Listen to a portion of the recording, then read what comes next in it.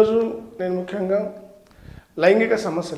లైంగిక సమస్యలతో చాలామంది స్త్రీ పురుషులు ఇరువురు వాళ్ళ సంసార జీవితంలో సంతృప్తికరంగా లేకుండా ఎన్నో విధాల ఇబ్బందులకు గురై మానసికంగా గురై పిల్లలు కలగలేక చాలామంది విడాకుల దగ్గర కూడా వెళ్ళి విడాకులు తీసుకుంటున్న సందర్భాలు ఎన్నో ఉన్నాయి. కాబట్టి స్త్రీ అయినా పురుషులైనా సంతృప్తికరంగా ఉండడానికి ముఖ్య కారణం సంభోగం. అందుకనే శాస్త్రాలు చెప్తున్నాయి సంభోగం సర్వరోగ నివారణం అని.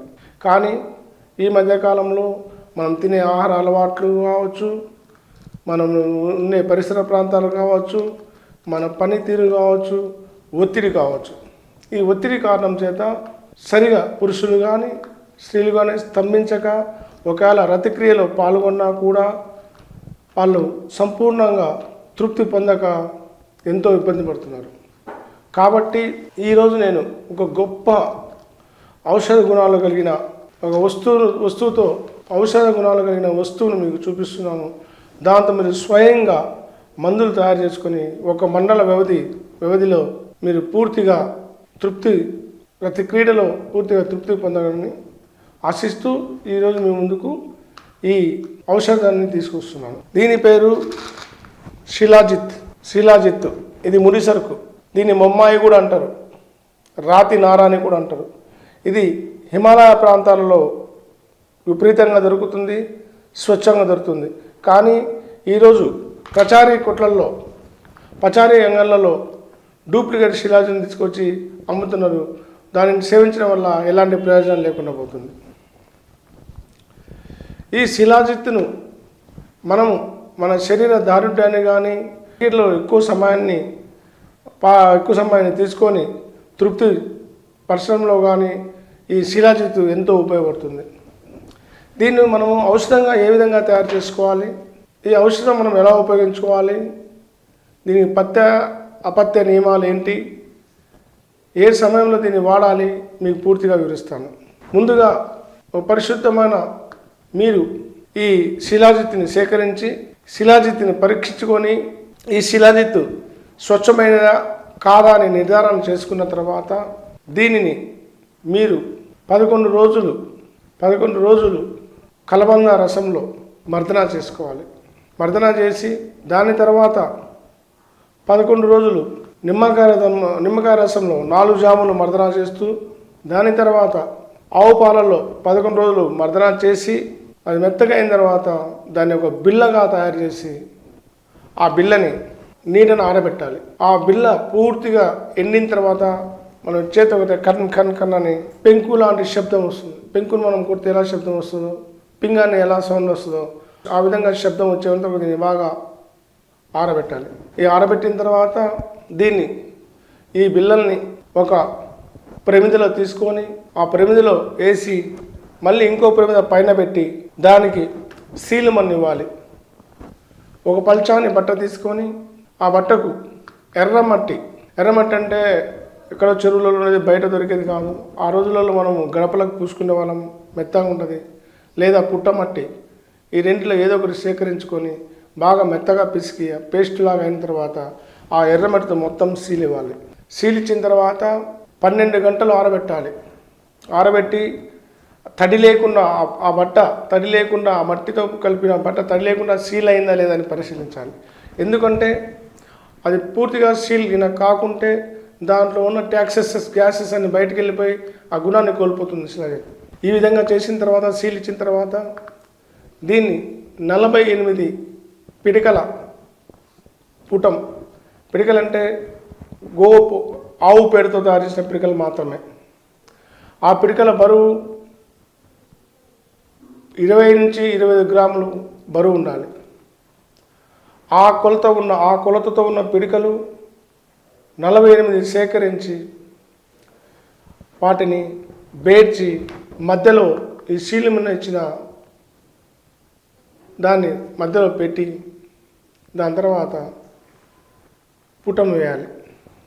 పుటం వేసిన తర్వాత అది ఈరోజు ఉదయం మీరు పుటం వేస్తే 24 గంటల తర్వాత అది పూర్తిగా చల్లారి సాంగశీతలమైన తర్వాత అప్పుడు మీరు ఉప్పదీసి చూస్తే లోపల తెల్లగా వెండిలాగా మెరిసే భస్మం ఈ విధంగా ఉంటుంది. భస్మం ఈ విధమైన భస్మము తయారవుతుంది.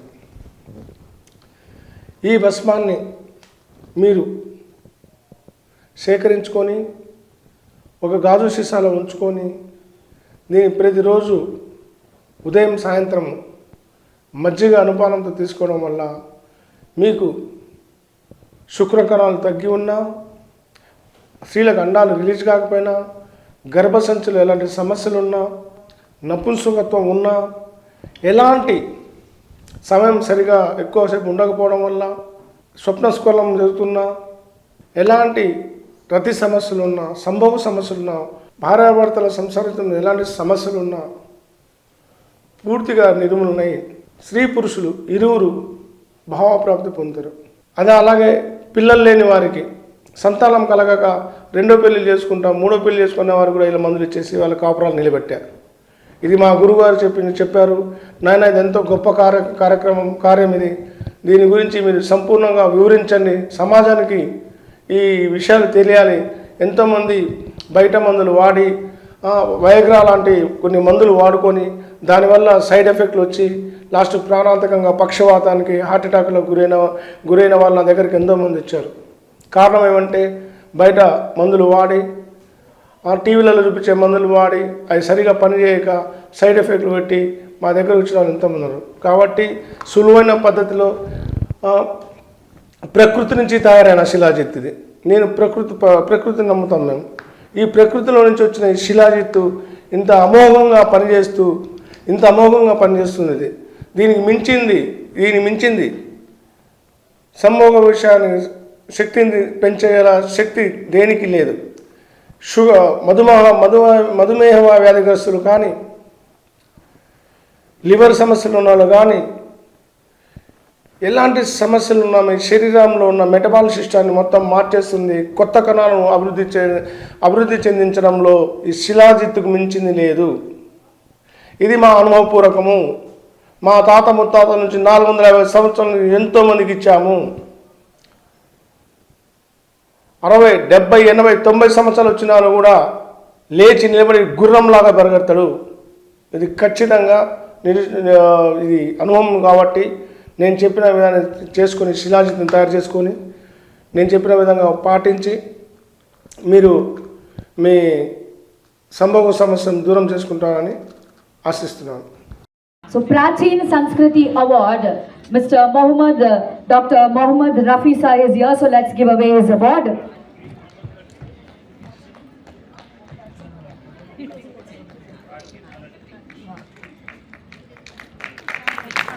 So he is also a very hard-working person. So we all look very beautiful only because of him and because of his photographs. Thank you so much for your dedication. So here we go. So we have Mohammad Rafi Sir here for his Prachin Sanskriti Award. Can you all put hands together for him?